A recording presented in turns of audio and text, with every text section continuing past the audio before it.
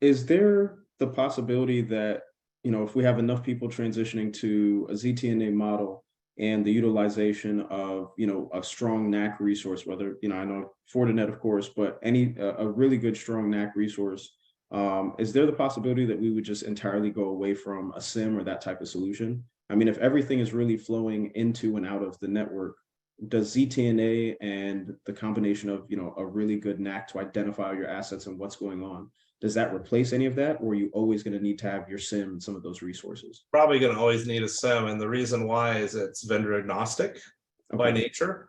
So yeah, and I have not walked into one company where they have everything from one vendor. Right? We would love that, but it's not a reality. So yeah, SIM's always going to be there for that vendor agnostic thing. Like FortiSIM talks to 4,500 different individual products, right? And so does Knack. So those are two products, and EDR. These are different solutions that we have. I like to call them solutions, not products, that actually are vendor agnostic. So if you're not a Fortinet customer today, you can deploy FortiNAC, and we do an amazing job of profiling and managing the network that you have today, even without Fortinet devices. Now, works better together, but yeah, that's a really good question. You're probably always going to need some sort of a SIM. And my thing is, if me personally, I would probably looking at putting as much of this stuff in the cloud as I could and having it hosted. The reason is because, there's a database component, a tuning component, a elastic storage component to things like SIM.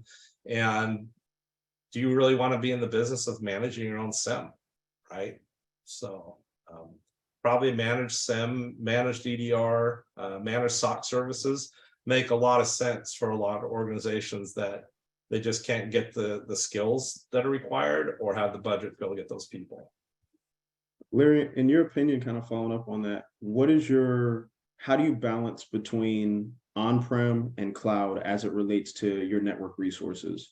I can't remember. I think it was we actually had a customer that was looking at Fortinet. I think it was the analyzer, and they were going back and forth between cloud or on-prem. The concerns about, if something happens and you lose internet, you've lost access to everything. And how do you balance between the two, especially as we're looking at greater control of your network and all your resources through ZTNA?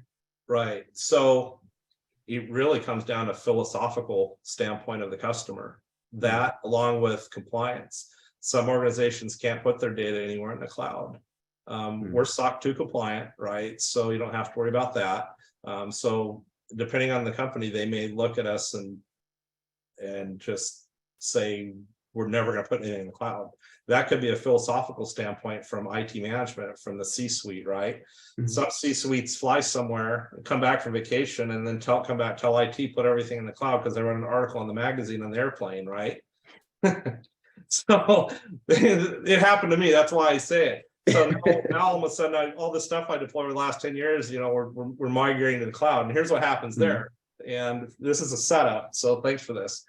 It's not the same, right? I don't have the same type of things. Now, in the end, it's amazing to be in the cloud, but it is expensive, right? So there's a cost component that goes along with it as well. And like you mentioned, the internet.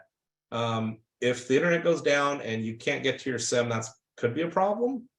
If the internet goes down and your EDR endpoints can't talk to the SaaS console, not as big of a problem because they have local AI, right? So depending on the type of solution, it really could depend on what it is that you're actually deploying in the cloud, determines whether you're going to put it there or not. And then, like I say, cost, philosophical, and regulatory. So there's a lot of different things. If I was a company today starting, like I was going to say, just pick a company like a DoorDash or Uber, I would probably do as much in the cloud as I could, just so I didn't have to manage it. And my IT staff could do things like planning and resources and integrating with the different business units and bringing applications to help enable a business more, rather than managing a data center, right?